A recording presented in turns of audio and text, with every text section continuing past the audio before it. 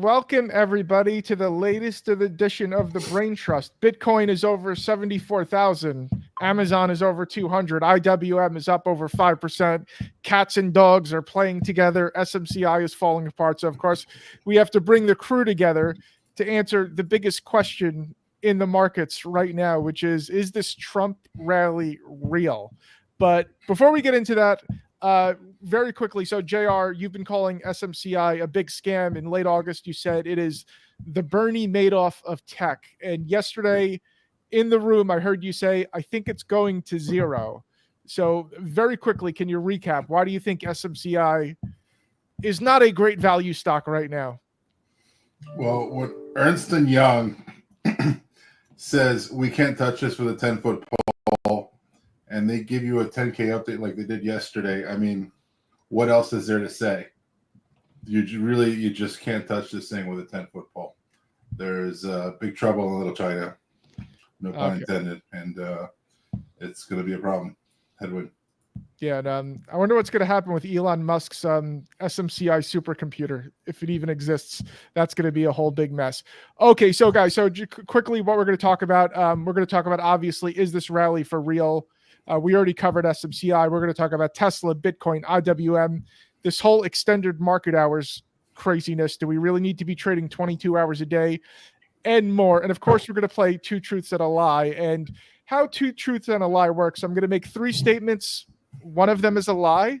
Try to guess the lie. And today's theme is IWM, because IWM is up almost 5% today. And JR hates IWM. So this is my revenge on him for mistreating me so badly throughout the year. Okay, so guys, so which one is the lie? And obviously everybody in the audience participate. Number one, IWM is lagging DIA year to date. And FYI, DIA is the ETF for the Dow Jones Industrial Average. Number two, IWM is beating QQQ this quarter.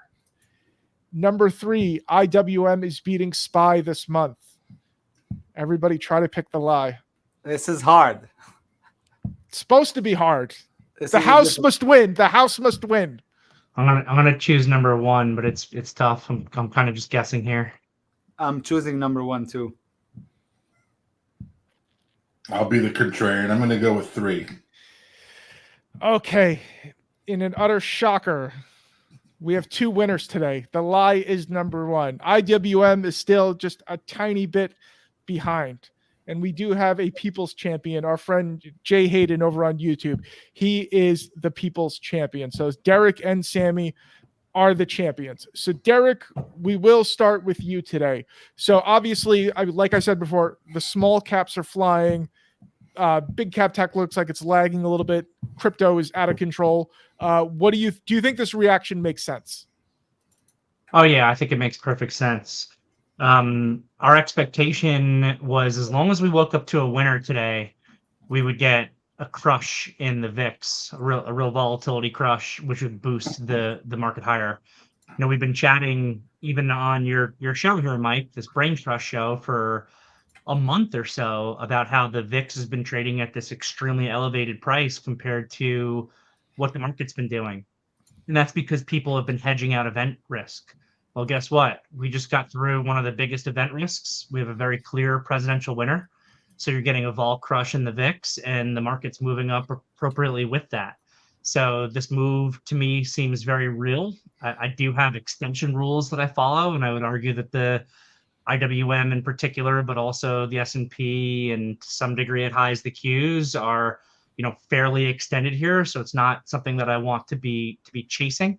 And I'm really paying attention to interest rates as well, because a bigger move higher in interest rates, I think, is the one thing that's out there that could still cause a failure of this move. But the technicals are looking phenomenal if we hold up here. The VIX got crushed down. The move is very real. Okay. So, JR, I'll ask this sort of a similar question. So the prediction markets were leaning heavily towards Trump, and also, Bitcoin was strong, Tesla was strong.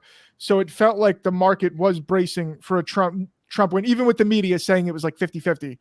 So were you surprised at the move today? No, not at all. I've been long Bitcoin for months at this point, waiting for the move through the Trump victory.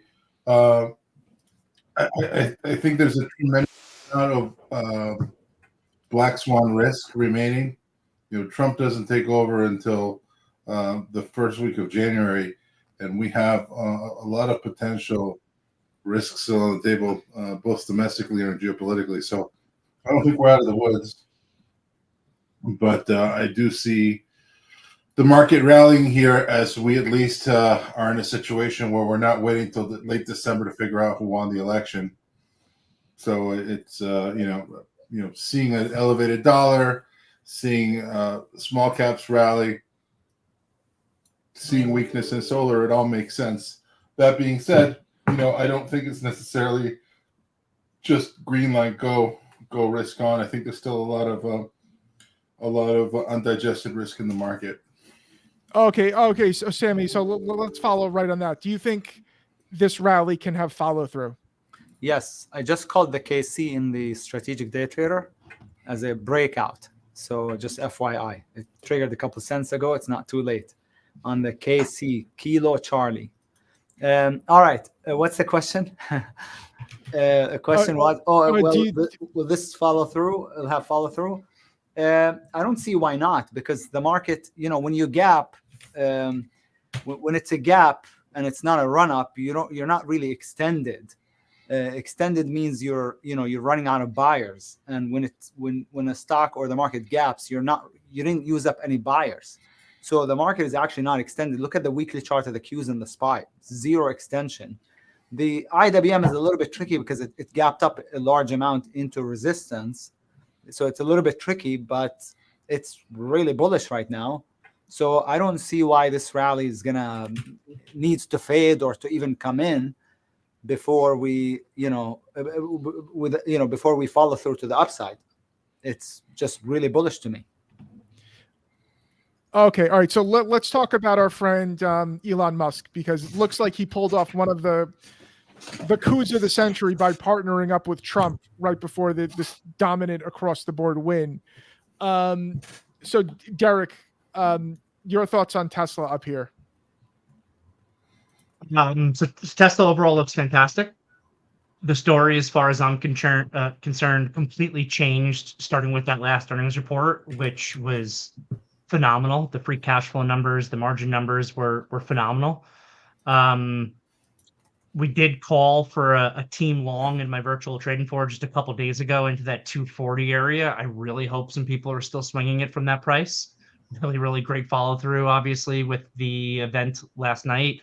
Helping Tesla gap up 15%. Tesla short is actually like one of my best names on the day today, shorting that initial upside extension into 290 off the open for that pullback to the 80 MA on the 5-minute where I fully liquidated the position. But yeah, I mean, the Tesla move is also very real. I don't want to chase a 14-15% gap up in this stock either. And again, it presented an opportunity for me for a nice cute short. But I think the real trade was scooping this thing back up into that 240 area. Probably only saw 240 because we had some market weakness ongoing at the same time. Kind of retested the opening price of the earnings report as well. So yeah, I mean, Tesla looks great. The earnings report was great. Stock is trading really well. There's nothing else to talk about. Okay, JR, do you think Tesla sort of gets a pass into quote unquote like best in breed, because it looks like it's going to have all kinds of underlying government support? Do you think it becomes sort of a safer stock now? Yes and no. I think it's complicated. So I think Sami and I have been the two Tesla bulls for a while now. My targets, I've told you a few months ago, technical target was 300. The issue is, while there's a perception in the market, I think that Elon Musk is going to be, protected by the Trump administration. I see this more of as a relief pop. Oh my gosh, I guess I'm not going to jail. Relief pop in Tesla. Elon Musk has been repeating this commentary, talking about how if Trump loses, he's going to jail. He was half kidding, but also I think half serious, and I think that takes that risk off the table. But you have to think about what's happening now with Tesla. They're going to be a lot of these EV tax credits may be going away, and if the second Trump administration is anything like the first, you're looking at a lot of uncertainty and downside risk with China. You know, is Tesla going to be the third order casualty of a trade war, tariff war with China on EVs? I think there's some risk there, right? So I'm not seeing such a rosy picture myself. I think it's going to be a little bit more difficult to read the tea leaves on that. Okay, JR, we're getting some requests for you to point your camera down a little bit because everybody, they want to see more JR. Thank you, JR. Oh, you happy now? Yes, everybody in the audience, please say thank you to JR for blessing us with this. Okay, Sami. So Sami and I have had a big history with Tesla. I remember in a live stream, he interrupted me very rudely to say Tesla was bottoming around 148. So Sami, you've been all over Tesla this year. You were on TSLL for a while. Are you back in love with Tesla? I got 500 shares with an average price of $244.12 a few days ago. It looks like it was the same trade that Derrick did because it was a buy setup on the daily chart. And it's up 21,500. So yeah, I love it. It looks good long term. We are at some resistance right now on the Tesla weekly chart. I wasn't even sure whether to sell some today or not, but whenever I do Tesla, I always want to hold it long term. So it's just one of those stocks that I like to hold long term. And so I didn't take anything, but it is at some resistance on the weekly, the monthly, especially the monthly actually. But once we deal with the $300 area, then I think it's smooth sailing to about 375 or so, the all-time high almost. So I like it. You know, I like it. I think you know, I don't see any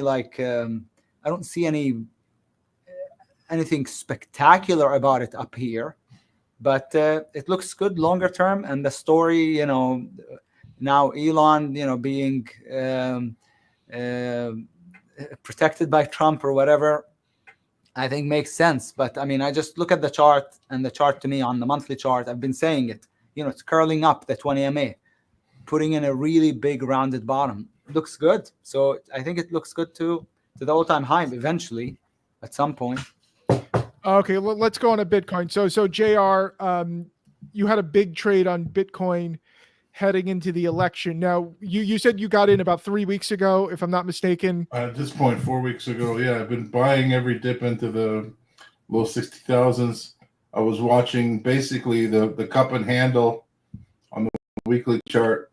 I was just basically buying every dip on that handle. And it was a bet that Trump was going to win the election in terms of that trade. And so far, so good. My technical target's 91,000. It's the ascending tops line. We'll see if it gets there. Excellent. Okay, so now, Sami, I think Sami's been trading Bitcoin longer than most people have been alive. I believe his first trade was in the parking lot at Walmart or something. So, Sami, do you think this Bitcoin move is sustainable? Of course. I mean, I don't see why not. It looks good on every time frame. So look at the month just breaking out. Looks good on every time frame. I don't have a problem with Bitcoin. It looks lovely. I like it. Okay, now Derrick, you've not been a fan of Bitcoin as a useful thing.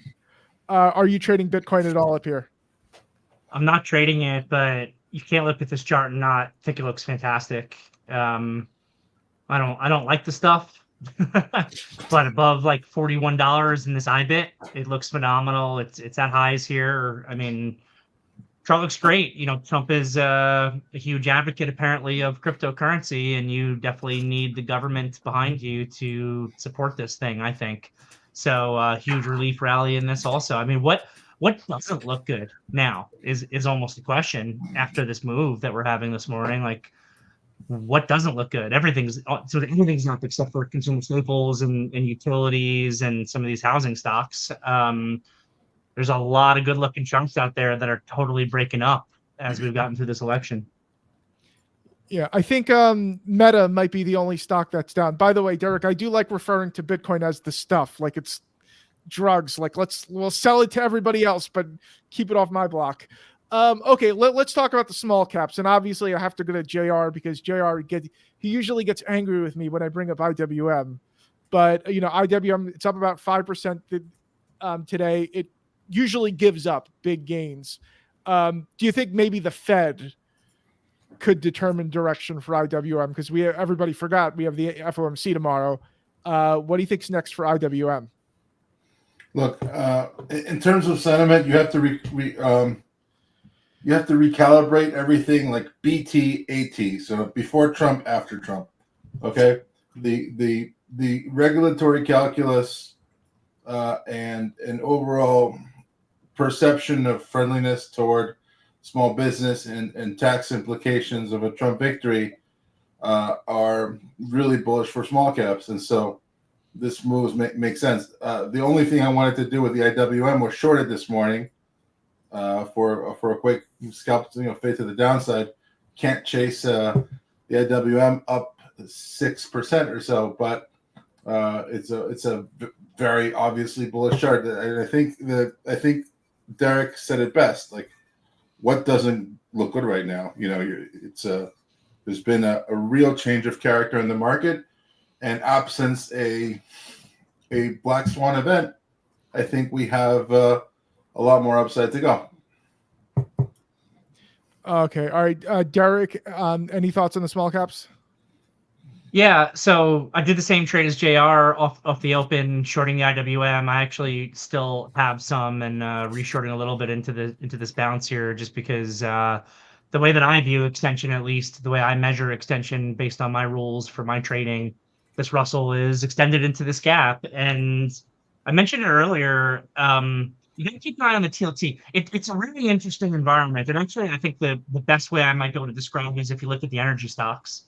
So XLE is at 3.5%, and oil bounced back a little bit. Oil is small negative right now. It was down a lot at one point this morning. At one point this morning, you had oil down pretty big, but XLE up decently as well. And it's an interesting dynamic of how these expected Trump policies play out here, because drill baby drill, what he's known for saying, means lower oil prices, which negatively impacts the XLE stocks, but reducing regulations positively impacts the XLE stocks. It's kind of the same thing when you're looking at these IWM names. You have potential lower taxes and deregulation that can really benefit those, but I'm looking at interest rates going through the roof here, and we know that the number one thing that has negatively impacted the IWM previously has been rising rates.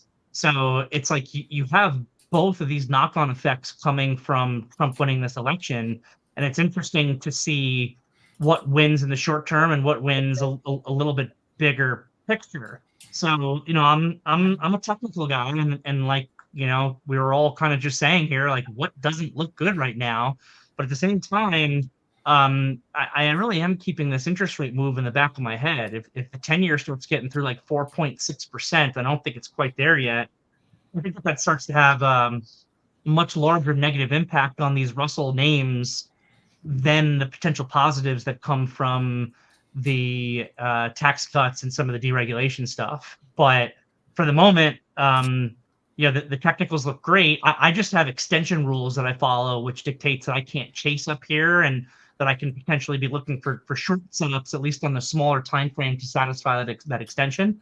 So that's what I'm doing for the moment. And then as that extension gets satisfied by the way that I judge it, then it'll be a question of looking at interest rates to decide whether or not I should, liquidate those shorts and then quickly be building into the long side because everything looks so bullish, or if we're really starting to have an interest rate disaster that can give follow through to the downside. So that's where my head's at. I'm wait and see mode for the moment. I have what I would describe as like a short-term short, but it's something that could become a little bit longer-term short if interest rates become a problem. And if they don't, then I'll be looking to flip long at a certain point for sure. Okay, Sami. No, Sami, I know Sami's always trading all kinds of wacky small caps. But do you have any thoughts quickly? Do you have any thoughts on IWM overall? Like, is it finally waking up for real? I think so. It's looked pretty good for a while. It just wasn't going for some reason. I don't know why. It just wouldn't go. I think it looks good. It's been basing on the monthly chart, and now, nice pop. It is into resistance. That's the only issue, but it honestly looks good. I think we should have follow through. The IWM has kind of proven everybody wrong all these years, the last few years. So it might prove me wrong again, but we should have follow through, at least on the Qs and the SPY. So hopefully on the IWM as well. Okay. All right. Okay. So I want to shift gears. Everybody in the audience, we're going to get on to favorite ideas in a little bit, but there's this topic been floating around from the NYSE where they want to extend trading hours to 22 hours a day. Now I'm going to start with you, Derrick. So Derrick, since he works with T3 Trading Group and professional traders, and he knows all of he knows a ton about market structure and all of these things. So Derrick, is this all just nonsense? Like, don't we have enough hours to trade and make trouble as it is? Yeah, I mean, I'm not a fan of this idea. I understand obviously why they're doing it. I need boundaries in my life as a human being. I'm really glad that I don't really trade the crypto market or the futures market. I know that no matter what, at the latest, am shut off between 8 p.m. and 4 a.m. And that's really healthy for me. It gives me some life benefits. There are very rare situations where I wish I had like 24-hour access to trading. The presidential election is almost always one of them. Last night, it would have been nice to just trade all night and not sleep. But most of the time, I need to have balance in my life. I need to sleep at night. And I know myself well enough to know that if the market is really moving, then there's a good chance that I'm going to be in front of it trading.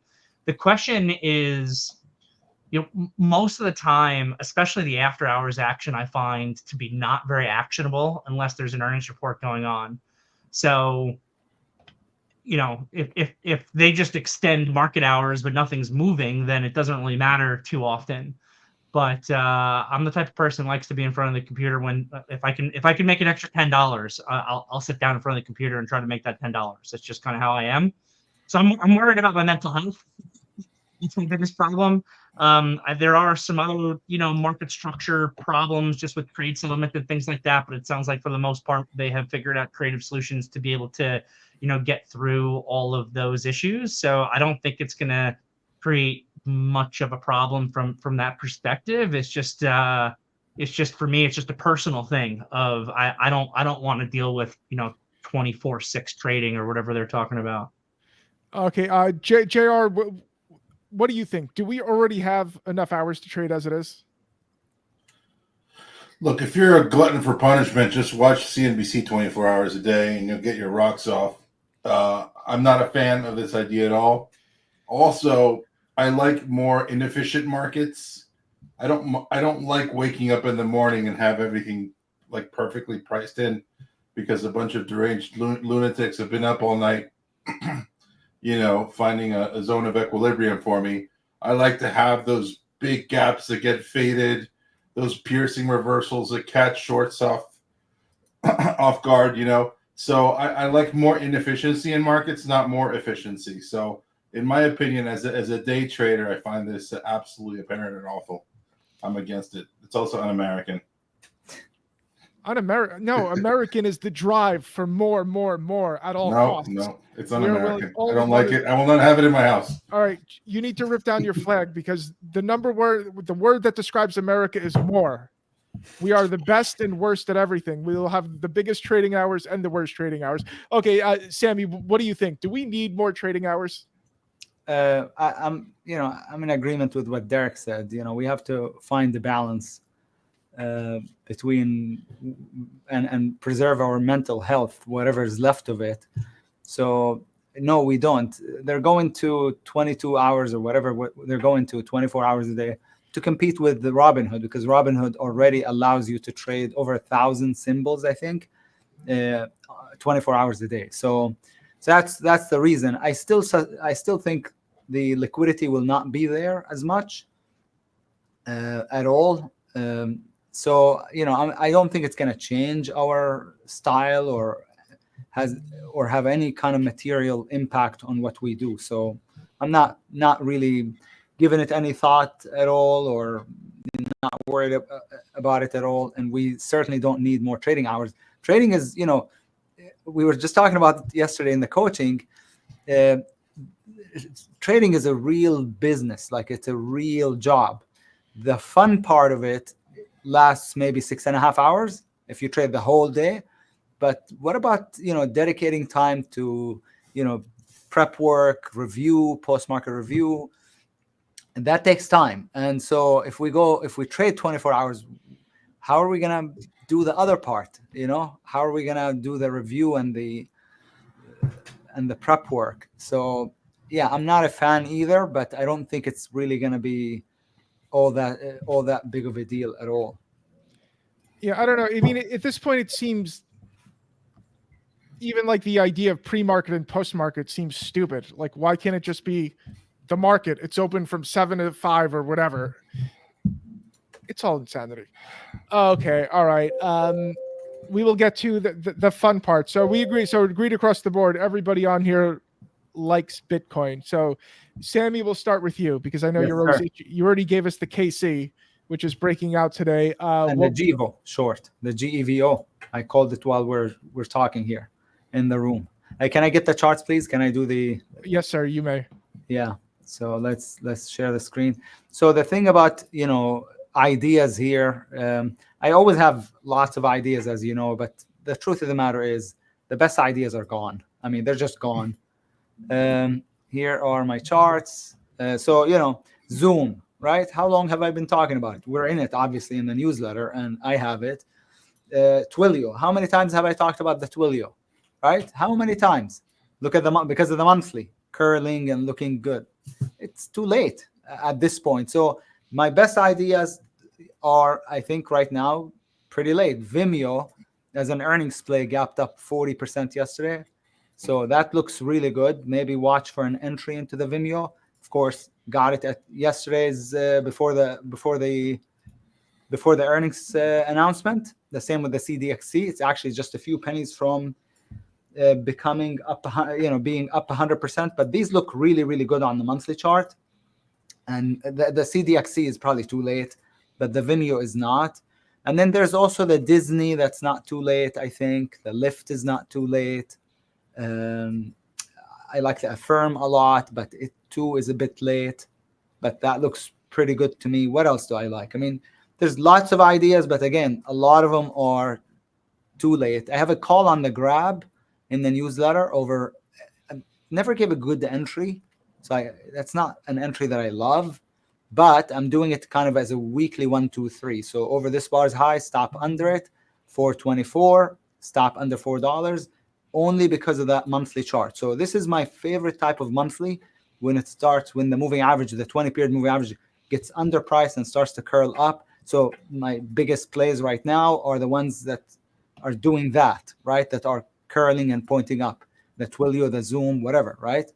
And here's Tesla. It's the same thing, but it's much sloppier. But that's what I've been talking about, that big rounded bottom with the battle bar, what I call the battle bar, right? That reversal bar. So that's my favorite type of pattern. And for the most part, these are gone, but there's a few that are not, such as, again, the Affirm, the Disney, I think is still okay. The Lyft is still okay. What else did I say? I mean, the Vimeo, I said, if we can find a way in it. I think the docu is a little bit maybe too late. There's also a swing idea that I like on the PRQR that I have a call on that hasn't triggered. Oh, and the grab, right? The grab and then the PRQR over that base. Those are some of the ideas that I have at the moment. I love Lemonade. I love this chart, but I think it's too late now. Look at the monthly. Oh my God! But I'm not in it. I'm watching it, hoping to get it, to figure out a way in it.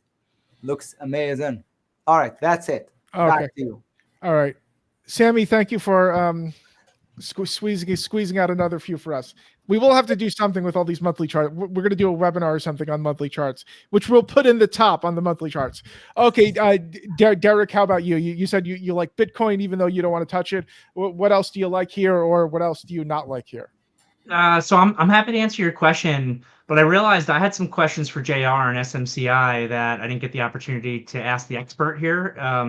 Do we have a second for me to ask JR some questions on SMCI? I want to try to make some money off of his expertise. So I know nothing about semiconductors. I like to joke that I don't know the difference between a computer chip and a potato chip.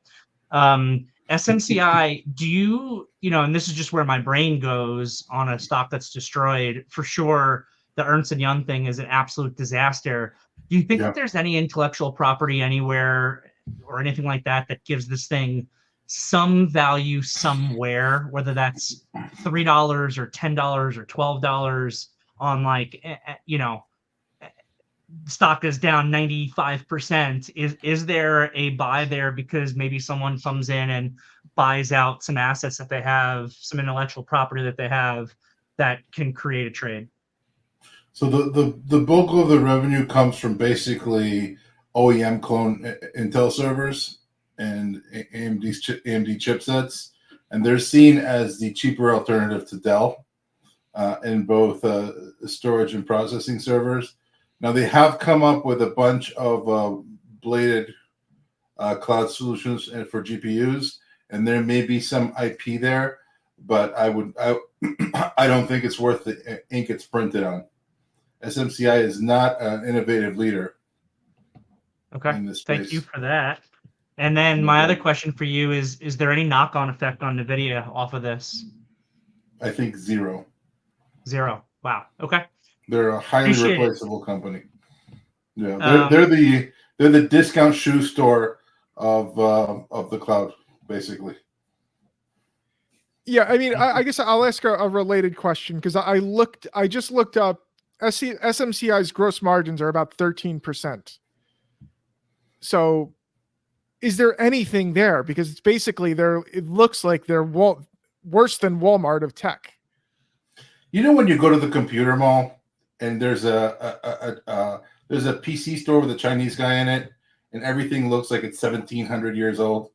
Okay, that's basically SMCI at a larger scale, and they just spray painted cloud solutions in front of the PC store. It really, in my opinion, is not a serious contender compared to a manufacturer like Dell.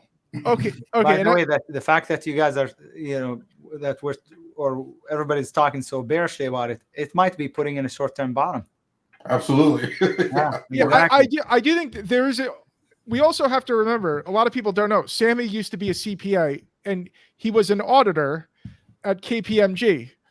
So, so now these companies make tons of money on these big audit clients. So how hard is it for like a partner at one of these big firms to say, we're firing you as a client? Like, how bad does it have to be to fire a client? It's, it's pretty bad. I mean, when I first started working, I did my last 2 semesters. So last year in college, I actually worked at a smaller CPA firm. It's now one of the biggest in the country. It's Armanino. And we had a super small client that we were doing quarterly reports for, and the client was running his business from his house. That's how, I mean, small. It was like a mansion, but running it from his house, which was illegal because it's a residential neighborhood, and we still didn't fire them. So, my point is, there would have to be something really egregious about them to fire them. So yeah, I think what JR and Derrick are saying is totally true, that with Ernst & Young dumping their client, it must be it must be really, really serious. Yeah, for sure. SMCI. The F word in accounting is fraud, they say, right, Sami? What's that? In accounting, the F word is fraud, right? Yeah, right. Yeah. Right. Yeah, when I was in college, I used to work for a real estate company, and my boss, so the auditors would come in and my boss would fight with the auditors over what is allowed in it, like, generally accepted accounting principles. My boss, who knew nothing about accounting, would argue with the accountants over so God knows what the hell happens with these big companies. Okay, JR, we're going to close it out with you. You said you like Bitcoin. You're still saying bad things about SMCI. It's all good. He's being If it moves, I'm going to be trading it. Okay. okay. What do you like? I know you liked Amazon this morning under 200. What do you still Yeah. like here, or what do you hate? So my favorite name this morning was Amazon. I thought, it looks like if we crack all-time highs, we have a move to 204.50, 205.50. We got that. And Amazon always does this in the morning. It traps the opening range breakout traders, dips right back to the pivot, and explodes. So we bought the dip, took the ride up the very fast elevator, and sold the rip and shorted it. So I like that one. I have a lot of. I need to deconflict with Sami before these things because DocU is one I like. It's already gone. Sammy's been on this for months, right? You've been watching this one for a long time. VIK is another IPO base that broke out. That obviously you can't chase these things, but on bullish retracements, I really like that VIK holdings. VRT, another one. It's exploded. It gave you a really nice base, a right side handle, bounced off the 21, and a breakaway gap today. Looks phenomenal. But as you guys mentioned, a lot of these have gone already. I need to be patient now. Wait for some consolidation. Wait for some absorption, and go in round two. There's no need to chase here. Excellent. Okay, everybody in the audience, that will close us out. Write some nice comments down below so the team will be inspired to come back next week. We're thinking about canceling this, so if you want us to come back, you better let us know.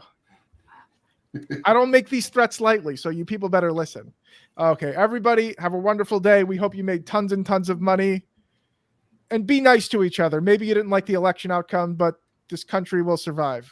We will always win. We are, despite what JR says, we are number one. We will never give up that spot. Everybody have a wonderful day. Look at all these nice comments. Thank you guys. Zen Trader, support women. Yes, we support women. All right. Bye, guys.